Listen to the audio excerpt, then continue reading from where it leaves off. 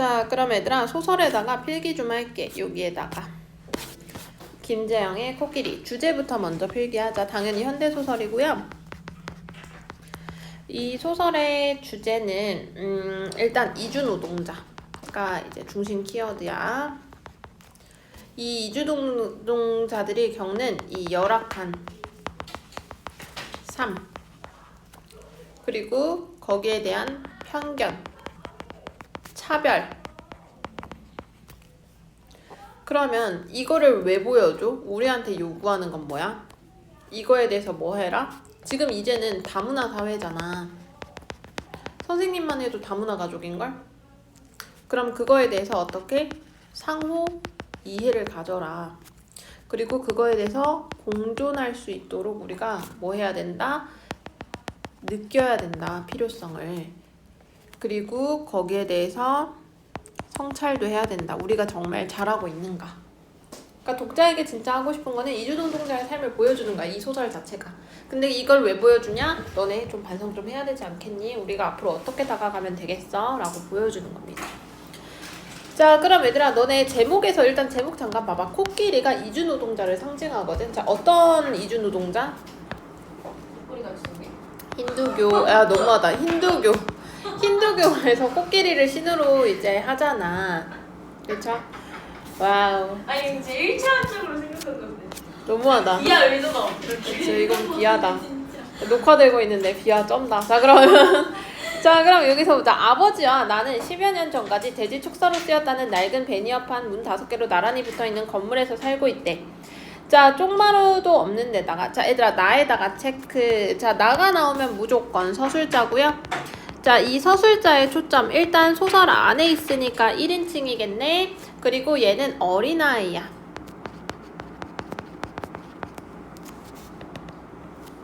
어린아이의 서술자를 썼습니다. 자, 그러면 어린아이에다가 한 번 더 밑줄을 쫙 쳐봐. 왜냐면 어린아이의 시선은 어린아이 서술자를 세우는 경우가 많잖아. 어린아이의 시선은 훨씬 더 어때? 훨씬 더 현실이 더 부각돼.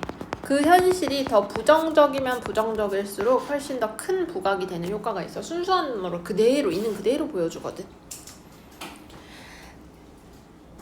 됐나요? 자, 그러면 쪽마루도 없는 데다가 이제 처마마저 참새꼬리처럼 짧아. 아침이면 이슬에 젖은 신발을 신고 학교에 가야 된대. 그러면 이제 처지가 그렇게 좋은 상황은 아니야. 그러니까 즉 거기다가 써 열악한 환경. 며칠 전 주인 아주머니는 누런 갱지에 빈방 있음이라고 이제 사무실에 문짝에 붙여있대. 자, 그 방을 앞을 지나던 나는 열린 문틈으로 안을 들여다보았대. 벽에는 얼룩과 곰팡이, 낙서가 가득했고 들뜬 황갈색 비닐 장판 위로 뽀얀 먼지가 살얼음처럼 깔려있대. 자, 이 방 안의 모습에 대해서 묘사를 해주고 있거든. 자세히 묘사해주죠. 자, 그러니까 비스듬하게 세워진 낡은 캐비닛 뒤쪽의 벽에는 쥐가 들락거리는, 자, 거기 밑줄 쳐. 작고 새까만 구멍이 뚫려 있대.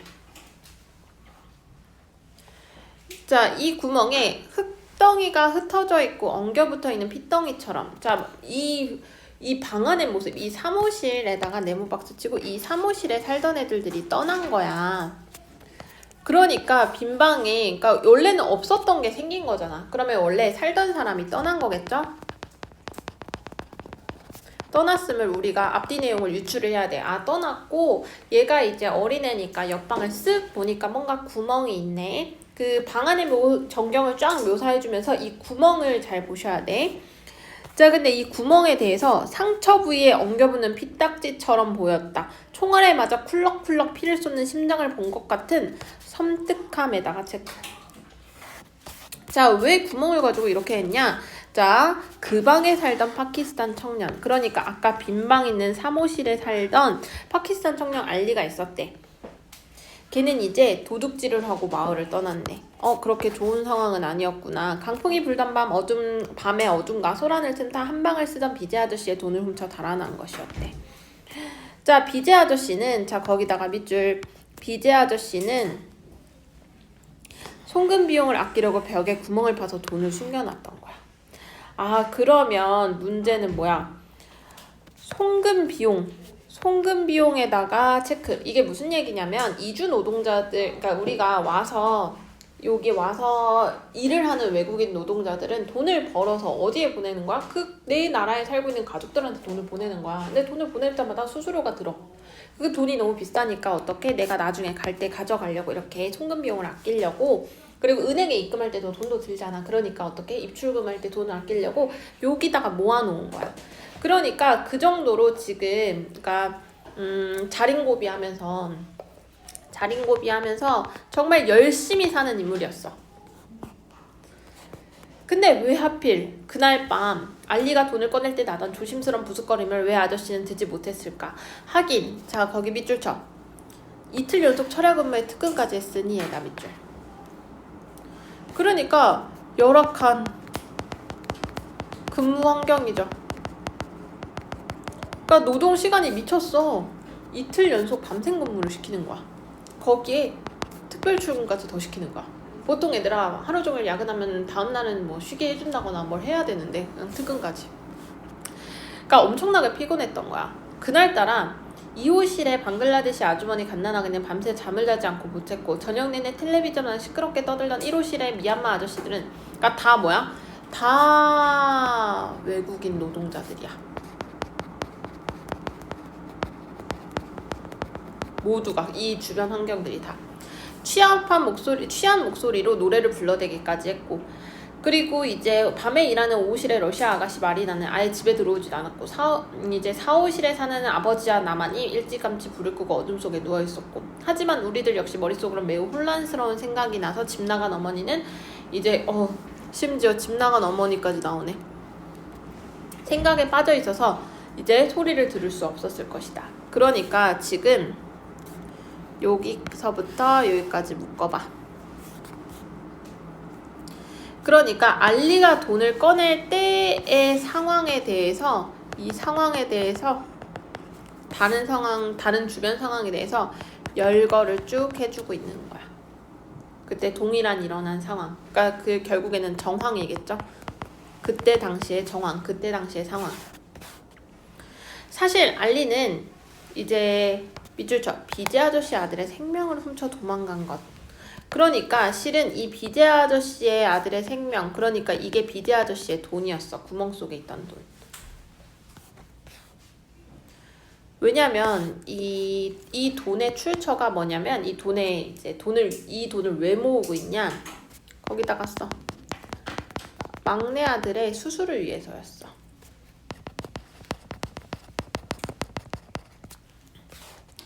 여기 있죠? 자, 그것 때문에 여기가 바로 이제 이 나라, 그러니까 타국에 온 이유야. 타국, 여기 장소에 온 이유. 이 마을에선 불행이 너무나도 흔해. 이제 찰지경이었대. 그러니까 자 거기다가 밑줄 쳐. 그래서 웬만한 일에 누구도 신경 쓰지 않는다. 그러니까 무신경해지는 거야. 그러니까 그만큼 다들 먹고 살기 힘드니까. 근데 문제는 비제 아저씨가 그날 새벽에 내지른 절망과 분노에 찬 비명소리는 한동안 잊혀지지 않을 것 같다. 자, 원래는 신경 쓰지 않는 게 그러니까 이게 서술자 나의 심리야. 너무 주변에 불행이 많으니까 그냥 무신경해졌어. 근데 문제는 이 서술자인 나는 이 비제 아저씨에 대해서는 좀 감정이 좀 쓰이는 거야. 알겠지? 자, 그 다음 안녕. 창문에 매달린 코끼리는 여전히 말이 없대. 무심한 눈길로 먼 곳을 쳐다볼 뿐 7개의 코를 가진, 자 얘들아 묶어. 7개를 무심한이 아니라 여기 7개의 코를 가진 퍼체우라의 은사로 화려하게 수놓인 그 코끼리는 원래 인도 신들의 왕 인드라를 태운 구름이었다고 한다까지 묶으세요. 자, 이거는 그 이야기를 들은 애다가 밑줄. 그러니까 아버지가 나에게 해준 이야기야. 아직 나 어리잖아.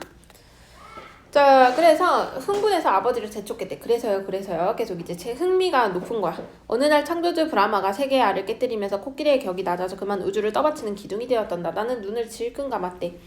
아버지는 이제 슬쩍 내 안색을 살폈대. 어차피 그건 힌두교 신화일 뿐이야. 신이 깨뜨린 알은 없어. 순간 못대가리에 미끄러져 엇나간 망치가 아버지의 손톱을 찧었대. 손톱 끝에 침을 바르고 통증을 참던 아버지는 떨어진 못을 찾으려고 두 손을 뻗어 바닥을 더듬었대. 그때 자 밑줄 쳐. 아버지가 코끼리처럼 여겨졌다. 에다 밑줄. 자, 왜 그렇게 느꼈을까? 뒤에 이유가 있어. 그렇게 느껴진 이유가. 원래 본국이야. 이 본국에서 태어나 후미진 이제 공장지대 한국 사회로 넘어온 거잖아. 살아가고 있으니. 그래서 아까 힌두교 신화에서 격이나자저 우주를 떠받치는 기둥이 되었다. 원래는 이제 신적 존재였는데 떨어졌다 했었잖아. 아버지도 마찬가지다라고 느껴지는 거야. 어린아이 생각에는. 어디선가 노랫소리가 들려온대. 노랫소리. 그 목소리 주인은 토야 엄마래. 모래니에 절로 세이데세 모래니에 절로 세이데세 날 그곳으로 데려다 주세요. 그곳으로 데려다 주세요. 지난 봄에 단속반을 피해 뒷산으로 도망치다가 발목을 삐어 결국 잡히고만 토야 아빠는 스리랑카로 추방된 뒤 돌아오지 못한대. 자, 그래서 결국에는 혼자 남은 토야 엄마는 집에서 기계 부품 나사를 꿰어버리는 푼돈으로 연명하는 거야. 자, 그러니까 얘네들이 그러니까 노동자들이 외국인 노동자들이 와서 일을 해. 그러면 뭐 풍족하게 사냐? 그것도 아니라는 얘기야. 굉장히 어떻게 아직도 궁핍한 경제 상황으로 살고 있는 거야. 근데 돈은 벌어야 되니까. 왜냐면 이주 노동자들이 그럼 본국으로 그렇게 힘들면 본국으로 가라고 하기에는 본국에는 정말 이제 먹고 살 게 아예 없단 말이야. 현실을 보여주고자 했다고 했죠. 풀줄리아, 푸자토게, 게노, 페를라코, 헤를갈리, 탈모르넷, 야게, 슈드바레크. 자, 뭐 기도꽃을 꺾어 왜 그냥 버렸을까? 사랑하는 사람이 죽기 전에 다시 돌아오세요. 자, 이 노래를 듣는 순간 어떻게 갑자기 어머니 생각이 나. 그래서 얘들아 여기 다시 노랫소리에다가 네모박스 치고 아까 밑줄 친 요거 연결하세요. 엄마를 떠올리게 해주는 그냥 그리움의 정서를 유발하게 해줘. 그러면서 신김치, 미역국 냄새, 레몬 냄새, 레몬 로션 냄새, 이름 붙일 수 없지만 잠이 오게 하는 그런 살내까지. 자, 근데 문제는 뭐야? 하지만 이젠 그 냄새가 나지 않는다. 왜냐면 어머니가 떠나서. 어머니가 이제 없어. 자, 환기를 시키려고 호체우라를 이제 젖혔대. 노란 햇빛이 반대편 벽에 있는 히말라야 달력 사진에 내려앉아 너울댄데 투명하고 생생한 햇빛, 푸른 티크나무 숲, 준더빛 안나푸르나 잔잔하게 물결치는 페어, 그리고 사탕수수를 빨아먹으며 환하게 웃는 아이들. 자, 그러면 얘들아 밑줄 쳐. 히말라야 달력 사진에 밑줄 치고 아버지는 해마다 똑같은 달력 어떤 거? 히말라야의 달력 사진을 하는 거야. 그러니까 결국에는 뭐 하는 거? 고향에 대한 그리움이 있는 거지.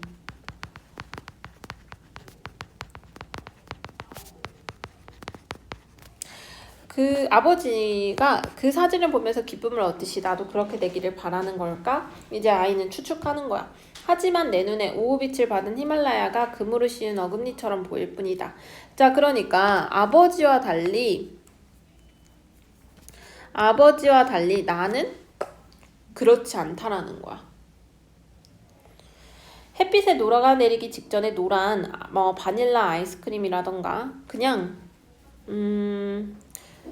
달력에는 여전히 검고 굵은 동그라미 소용돌이 치고 있고 마음이 편치 않다. 그러니까 오히려 얘는 불편한 감정인 거야. 그리고 요즘엔 이상하게도 입에서 아무 말이나 튀어나오는데 학교에서 내내 긴장하다가 집에 돌아오면 모든 게 귀찮고 무엇보다 화가 나. 오늘은 소영이 오빠가 친구들을 데리고 쉬는 시간마다 우리 교실로 내려왔대. 나는 화장실에 숨어 있다가 시작된 뒤에 들어간대. 그러니까 봐봐. 소영이 오빠가 쉬는 시간마다 교실로 내려오니까 나는 그래서 숨어 있는 거야. 그치? 뭐 때문에? 괴롭힘 받고 있음을. 그래서 숨어 있는 거겠죠. 여기다가 세모쳐. 1대1이라면 자신 있대. 근데 한꺼번에 덤벼들어 쥐잡든 나를 짓밟는다면 장면을 나를 볼 때마다 누구든 그 장면을 떠올릴 거래. 자, 그것만은 정말 견디기 힘들 거래. 자, 아기 손바닥만큼 작아진 빛은 이제 퍼체오라가 흔들릴 때마다 놀란 듯 부르르 떤대. 갑자기 잠이 몰려오고 아버지처럼 고향 가는 꿈이라도 꿀 수 있다면 좋겠다. 밤마다 아버지는 낡은 춘바를 입고 고향 마을로 찾아가는 꿈을 꾼다. 노란 유채꽃 언덕 너머 보이는 눈부신 설산과 낮이는 황통집, 그리고 정다운 마을 사람들이 있는 곳으로 모여 달과 바트, 물소고기, 토마토 양념 발라 구운 찰나를 실컷 먹는다고 했다. 하지만 다음날 공항에서 비행기에 오르려고 하면 누군가 아버지 앞을 가로막고 거칠게 끌어낸다고 한다. 자, 그러면 여기서 잠깐 보면 아버지처럼 고향 가는 꿈이라도 꿀 수 있으면 좋겠다. 뭔가 이제 너무 현실이 힘드니까 차라리 갔으면 좋겠다. 그런 꿈이라도 꿨으면 좋겠는 거야. 그래서 아버지는 고향에 대한 그리움 때문에 고향 마을로 찾아가는 꿈까지 꾸거든. 그래서 고향에 대한 정경을 보여주는 거야. 근데 문제는 그게 어떻게 좌절되는 거야. 그리고 난 한국으로 돌아가야 돼. 거기 내 가족이 있어. 제발 보내줘. 일자리도 이웃도 내 청춘도 거기에 왔단 말이야. 자, 잠꼬대 끝에 몸에 벌떡 일으키는 아버지래. 자, 그러니까 자, 여기 쫙 밑줄 쫙.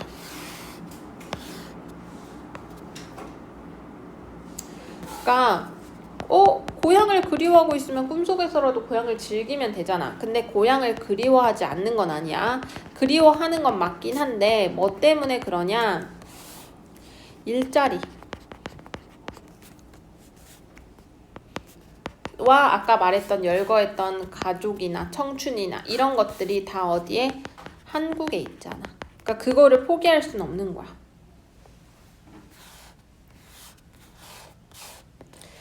그렇지만 나보다는 낫겠지. 왜 나보다는 낫다고 하냐면 태어난 곳은 있지만 고향이 없다. 거기다가 쓰세요. 얘는 이주 노동자의 2세야. 그러니까 얘는 완전한 이방인으로 느끼는 감정인 거야. 결국에는 정체성 혼란이 오는 거죠. 난 도대체 누구지? 여기서도 환영받지 못하고 그렇다고 해서 난 고향에 대해서도 잘 모르니까. 난 태어난 곳은 거기라는데 나는 거기를 모르겠거든. 너무 이질감이 든다는 거야. 한국엔 네팔 대사관이 없어 아버지는 혼인신고를 못했대. 그래서 이제 열악한 거죠. 네팔 대사 혼인신고를 못했고 그래서 어떻게 호적도 국적도 없대. 그러니까 결국에는 학교에서조차 청강생일 뿐 살아있지만 태어난 적이 없다고. 열악한 거죠 지금.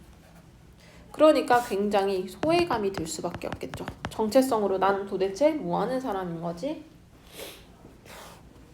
됐나요? 그러면 이 코끼리라고 보면 결국에는 이 이주노동자들에 대해서 생각을 해봐. 이주노동자들이 한국 사회를 떠받들고 있는 건 맞아. 왜냐면 얘들아 공장 노동자들이 없다고 생각해봐. 지금 공장 노동자들의 대부분 또는 선생님 친구도 농사를 짓거든. 근데 그 농사하는 일꾼들 있잖아. 대부분 다 외국인들이야. 근데 이 외국인들이 그럼 한국 사회를 떠받치고 있다고 말을 해도 과언은 아니거든. 그럼 얘네들이 코끼리 아까 말했던 힌두교 그 신화 속에서 우주를 떠받치는 코끼리의 모습하고 비슷한 거잖아. 그래서 이 코끼리가 바로 이주 노동자들이 되는 거야. 상징하는 거야. 한국 사회를 떠받치고 있는 모습. 알겠지? 그러면 결국에는 이 이주노동자들이 우리 한국 사회를 떠받치고 있는 거잖아. 그럼 한 사회의 일원으로 인정해줘야 돼? 안 해줘야 돼? 해줘야 된다. 그럼 우리 다문화 사회라는 거를 받아들이고 어떻게 같이 상호 이해하고 같이 살아갈 수 있도록 이것들을 우리가 존중하면서 해보자 라고 전달하고 싶은 거야. 이 소설은. 여기까지 됐나요? 됐어? 자, 그럼 여기까지 했으면 다음